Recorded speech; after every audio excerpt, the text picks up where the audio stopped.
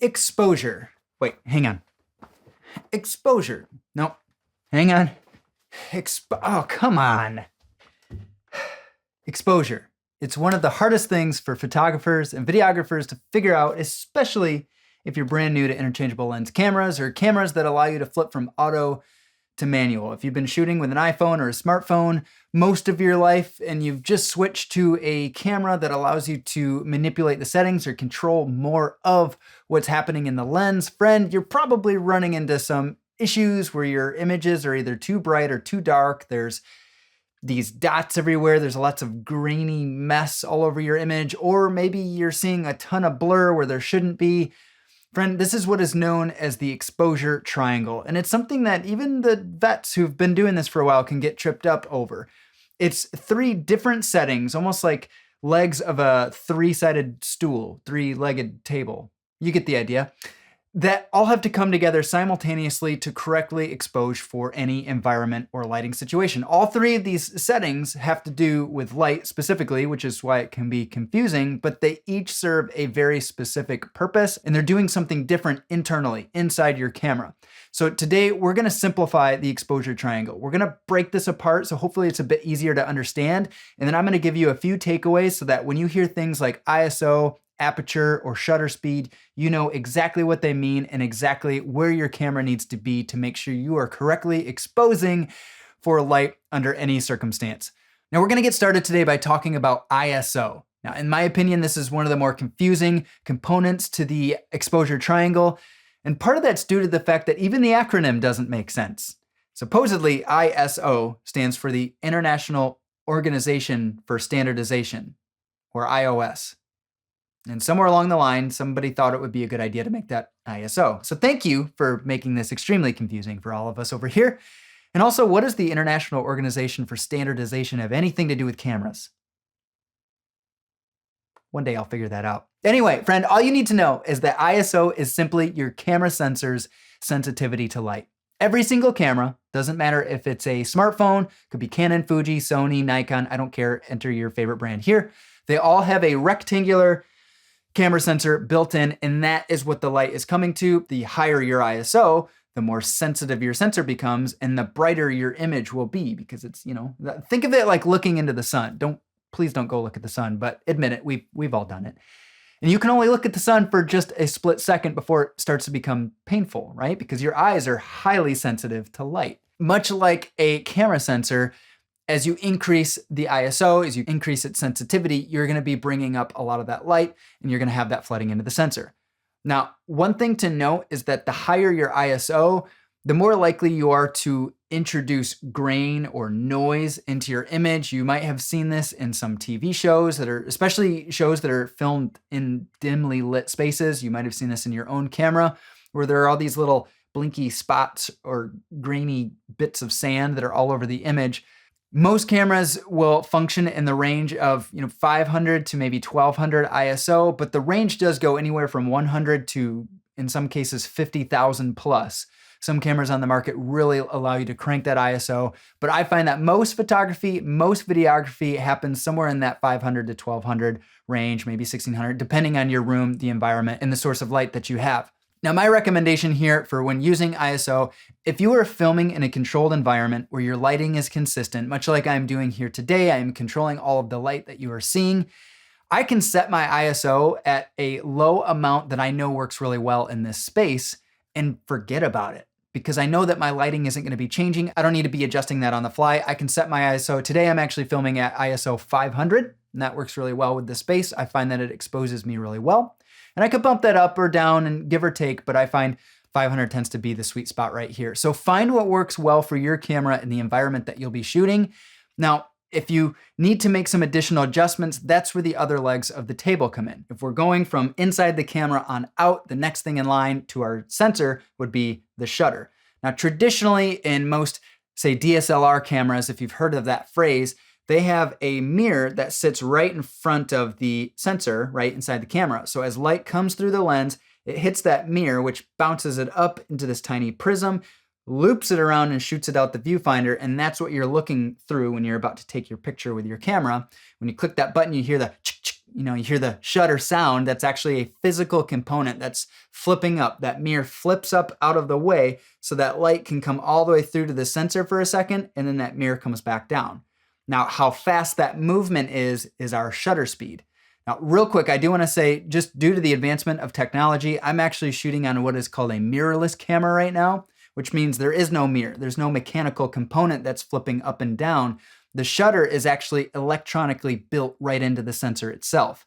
So what I'm seeing in my viewfinder when I look through to take my photos or my video, it's actually an electronically reproduced digital image of what the lens is seeing. It's hitting the sensor and just being spit out through the viewfinder, almost like a tiny TV screen. When we're talking about exposure, what we care about is shutter speed. Think of shutter speed like your eyelid, right? That opens and closes to allow light in and to shut light off. A shutter is doing just the exact same thing to your sensor. So the faster a shutter opens and closes, the less amount of time light has to get through to that sensor. So your image is going to be darker. So if you need to bring that up a little bit, you can always slow your shutter speed down. And when you do that, that allows for more time for more light to come in and flood that sensor. Now, if you were paying attention at the beginning of this video, I was messing with my camera settings, and you may have noticed a lot of motion blur happening as I was moving around or waving. And what's going on there is a slow shutter speed. Not only does it allow more light to come through, but if there's any movement while that opens or closes, it's going to record that almost like a video. Even if you're taking a photograph, if it's a slow shutter speed, it'll record all that motion, making the image blurry. Now, I understand there are certain instances where it makes sense to do that as a cool effect, but in most cases, when you're shooting a video, motion blur can be highly distracting. There should be a little bit, because even naturally to our eyes, if you have a friend wave at you really fast, our eyes detect motion blur. So having every frame in focus would look foreign. It would look strange to us. So a little bit of motion blur is okay, but having too much can be highly distracting. So my rule of thumb is the faster the action, the faster the shutter speed. If you're filming sports, fast cars, or even children running around and playing, a fast shutter speed would be recommended there. But if you're just putting your camera on a tripod and filming somebody who's sitting in a chair, relatively static except for maybe some wild hands, you can get away with a slower shutter speed if you need to be bringing in more light. Now, there is one other way that you can let more or less light into your camera if you don't want to change your shutter speed or your ISO, and that is, of course, aperture. Now, if we're moving down the line, going inside out of our camera with the image sensor for ISO being all the way at the back of the camera, then we had our shutter speed right in front of that. If we go all the way down to the front of our lens, that is where you'll find your aperture. It's the pupil inside the lens that either dilates or restricts to allow more or less light coming in. If you look at your lens, you can actually adjust the aperture and actually see it opening and closing.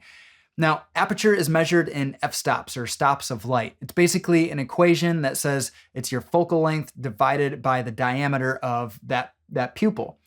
You don't need to worry so much about what that equation is, because your camera will do the math for you. But what you should know is that the closer that number gets to 1, the more open that aperture is.